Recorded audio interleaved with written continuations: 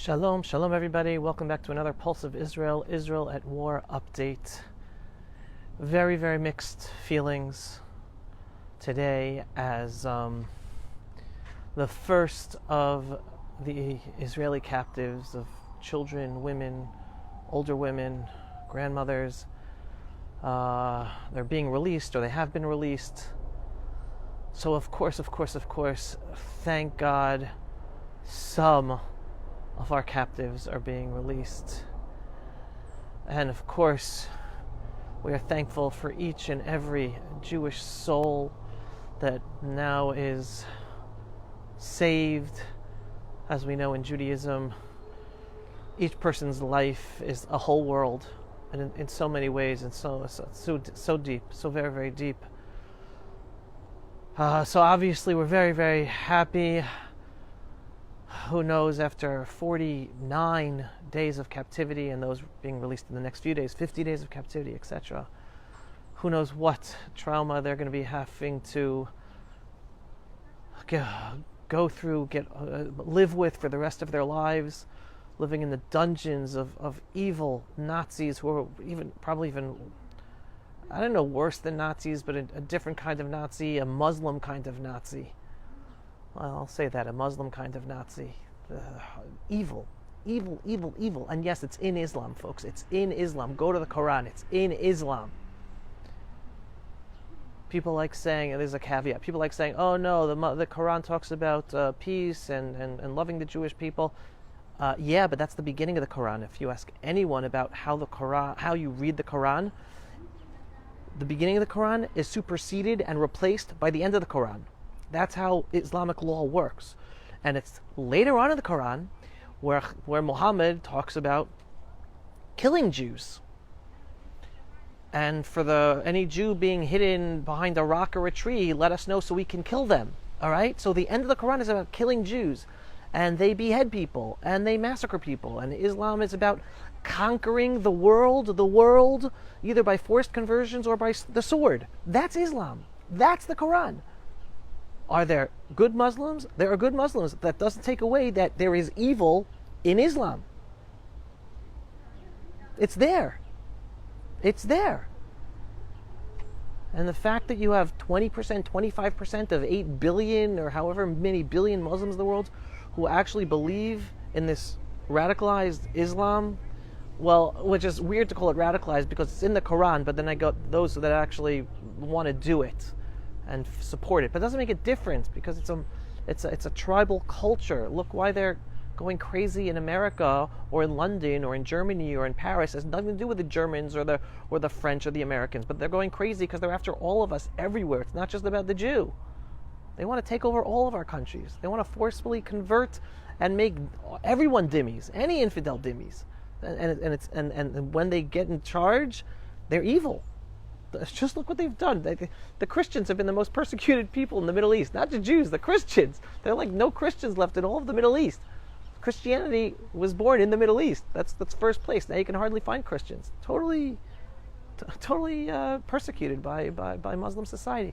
And the Muslims are the biggest conqueror and occupiers of the whole world. They started in Arabia, which is Saudi Arabia, and then they conquered by the sword the whole Middle East and Northern Africa. I mean, they're the biggest conquerors and occupiers, yet they have the gall, and progressive leftists have the gall to call Israel the occupiers, living in our own country, in our ancestral homeland. It's just insane. Everything is 180 degrees from the truth. It's all lies. So I'm here to share the truth with you. Anyway, so these hostages, finally, some of them, the first 13, hopefully 13, were released today, and they're going to have to go, we're going to have to get them back into life. Someone I saw mentioned that they're the first Jews to come out of have to be reestablish their lives after trauma since the Holocaust times. And it's just so on that perspective, we're like happy that we're beginning to see some of these captives, innocent babies, children, mothers, grandmothers released, and we want all of them released. And it's so sad and evil that only 13. But in the meantime, we're happy for the 13. But where are the mixed feelings? The mixed feelings are the price we're paying.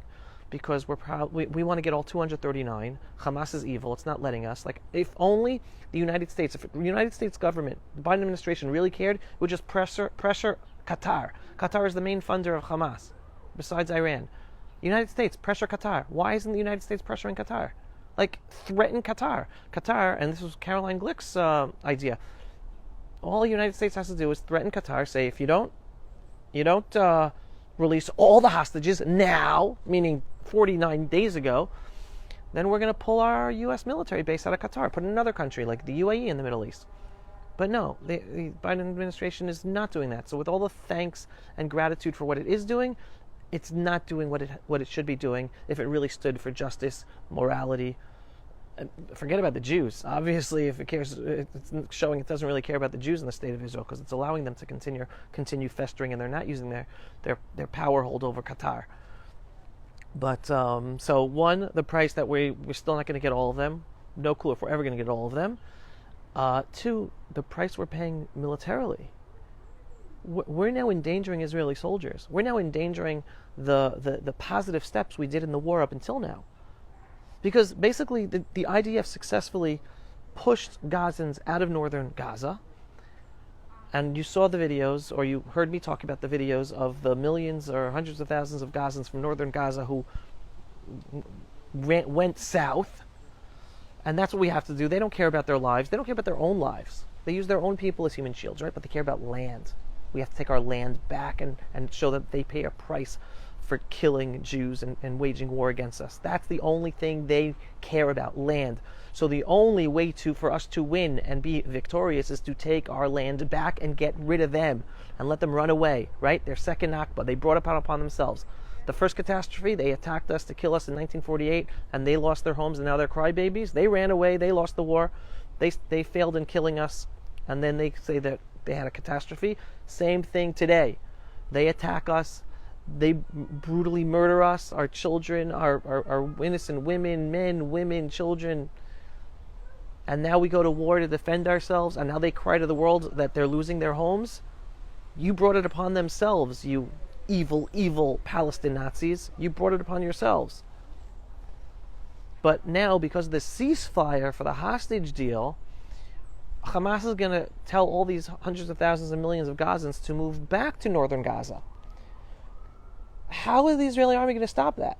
That means you're going to have Gazans walking near our tanks, walking near our soldiers, endangering them, taking pictures of them, putting bombs during the next few days, booby traps, putting Hamas soldiers nearby to be able to shoot at our soldiers wherever they want, whether during the ceasefire or be ready after the ceasefire.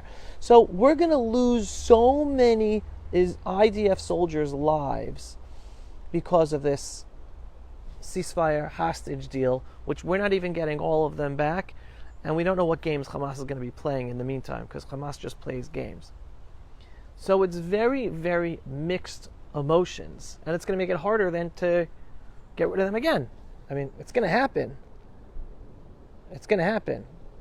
Again, nobody, just so you understand why Israel has to win this war, no matter how much pressure the Biden administration and the world will put upon Israel to stop fighting, we have to win this war and get rid of the evil, evil Palestine Nazis in Gaza, which means they all have to move somewhere else around the world. Because otherwise, Israelis won't move back to their communities down south. So understand that, and I've said this before, the only way Israelis are moving down south is when they know there is no threat whatsoever from these evil, evil Arab Muslims in the Gaza Strip. So that's how I know this war is going to end. And we're going to be victorious. How long it's going to take, I don't know. But now I want to leave with you with a positive. Because what I'm saying right now, it's very depressing. Like, oh my God, so they're coming back to northern Gaza, and they're going to make it even harder for us to take back. And they're still living there. And how are we going to be victorious? And the world's not letting us win, and America's not using its pressure. And the world's saying that all the Arabs have to remain living there, and no one can leave. How is this going to end? I don't know how it's going to end. I don't know when it's going to end. But it will end, and we, the Jewish people, will be victorious with the help of God above. And how do I know that? Because the holiday of Chanukah is approaching. Fast approaching, right? We're already in the month of Kislev, the Hebrew month of Kislev, with the holiday of Chanukah. The holiday of Chanukah is celebrated over 8 nights. Many people mistakenly think that since the Chanukah holiday is celebrated for 8 nights, that the wars of the Maccabees against the Seleucid Greeks, right, took place 8 days, right? 8 days, war, we won, and that's why we celebrate eight nights. No, we celebrate 8 nights because of the miracle of the oil. One thing of oil that was supposed to last one night instead lasted 8 nights. That's the miracle of the oil, the 8 days. The war of the Maccabees against the Seleucid Greeks didn't take 8 days. Didn't take 8 months. It didn't take 8 years. I learned from a brilliant Jewish educator, historian by the name of Gershon HaKohen, and he taught, and if not mistaken, he said the Chanukah War, the Maccabee rebellion, the successful Maccabee rebellion against the Greek Empire, the Seleucid Greeks, lasted 75 years. And that's 75 years of victories and of defeats. Victories and defeats. Liberating Jerusalem and the Temple Mount, losing Jerusalem and the Temple Mount. Liberating Jerusalem and the Temple Mount, losing Jerusalem and the Temple Mount. 75 years of battles. That is the Chanukah holiday. So now I want everyone to understand that perspective, to understanding today. I like to tell people, I was thanks to learning that all of a sudden I internalized, and I asked him this question. I said, based on that, I heard this like 4 or 5 years ago. He gave us a talk when I was in the IDF reserves. I said, based on that understanding that the Chanukah battles took 75 years, is it safe to say that today we are in the 75th year of the War of Independence? That our War of Independence never finished? We're still fighting it? And he said, yes. Again, this was 5 years ago, so 70 years. But today I'm telling you, we are in the 75th year of our War of Independence. It never ended. Some battles we've won, some battles we've lost. Meaning the 6-Day War, the Yom Kippur War, those are all different battles of the same War of Independence. We have the same enemies, the Arab Muslim enemies around us. Even though they are using the fake Palestinian Arabs, who are really just Arab Muslims who live in our midst. It was a fake name created in the 1960s by the Russians, right, the communists, to destroy Israel and hurt the West. But the whole Arab Muslim world is still at battle with us. We are a thorn in their theological side. We are proof that Islam is wrong. You understand that? The Jewish people being back in our ancestral homeland is proof that Islam is wrong. We're a thorn in their side. We're a theological problem for them. They are existentially at war with us to get rid of us because we are a problem, showing that they're wrong. They were supposed to replace us. Do you understand this? So it hasn't been different wars. It's been one war, the 1948 War of Independence, still going on today. So that's why I'm telling you about Gaza as well. We will be victorious in Gaza. I wish it would be today. I wish it would have been yesterday. I wish it would have been 30 years ago. But we will be victorious. We are going to liberate Gaza from the evil Palestinian Nazis. Israelis will be moving down south. Israelis will be moving into Gush Katif, into the Gaza Strip, and resettling it. When? I don't know. It will be happening. With the help of God, it will be happening. It will happen. So hold on to that understanding. Hold on to that. It's not just hope. It's knowledge that with the help of God, we will be winning this war, just like the 75-year Maccabee rebellion against the Seleucid Greeks, to which today we celebrate the Chanukah holiday. So too today, we're going to get rid of our enemies in Gaza. We're going to get rid of them in Judea and Samaria. We're going to get rid of them in southern Lebanon. We will. And I'm going to go even further than that. Today, with the growing anti-Semitism around the world, we're going to see an uptick of Jews coming home, moving to Israel. Any of you watching me today, right now, where you're still not living in Israel, start making your Aliyah plans. It's just going to get worse. Start making your Aliyah plans now. And the Bible tells us, thousands of years ago, that as the Jews come back to our homeland, our borders will expand. How they will expand, when they will expand, I don't know. It's God running the show, not us. But it's going to happen. Even if our own leaders don't want it to happen, it's going to happen. Just remember this, 1967, 6-Day War. The Israeli government pleaded with King Abdullah of Jordan not to enter the war, not to join the war, right? Jordan was in charge, occupying illegally. Judea and Samaria, the old city of Jerusalem. Israel pleaded. Golda Meir went to visit him, pleaded with him, don't enter the war. Guess what? He entered the war. The Israeli army had no plans to do any fighting whatsoever in Judea and Samaria, liberate Jerusalem, liberate Judea and Samaria, no plans whatsoever.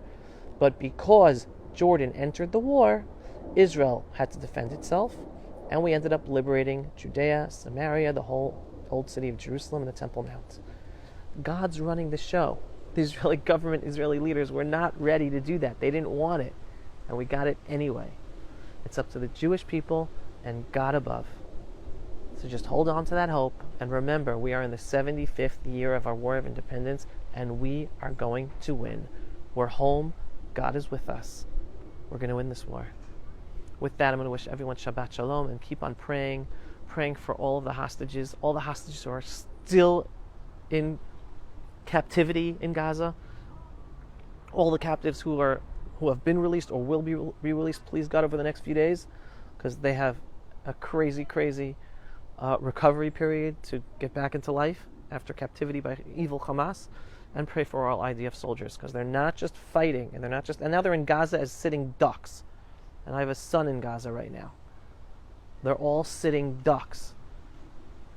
And it's with Hamas, and as the hundreds of thousands of Gaza residents come back to northern Gaza, there are going to be plenty of Hamas terrorists within them, embedded in them. I mean, they're all terrorists, but the ones with the guns. So pray for all our IDF soldiers in Gaza. They're not just standing up for themselves. They're not just standing up for the Jewish people in the land of Israel. They're standing up for the whole freedom-loving world. They are the front line for the whole freedom-loving world. So pray. With that, I'm going to wish everyone a Shabbat Shalom. Thanks for watching. If you are not yet a subscriber to my Pulse of Israel videos, go to pulseofisrael.com and click to subscribe. And if you like our videos and you want to help us have them seen by many more people, every once in a while, just click on the donate button, so we can have the money to help our videos be seen by many more people and wake people up, especially wake up the Jews, but all of humanity. Signing off from New York City, cold New York City, on Thanksgiving Day weekend. Not from the ancestral homeland of the Jewish people, but I hope to be home soon, ASAP, and back in uniform when I get back home. So, Shabbat Shalom, everyone. Thanks for watching. Pulse of Israel, frontline videos from the Holy Land. Support our work by donating today.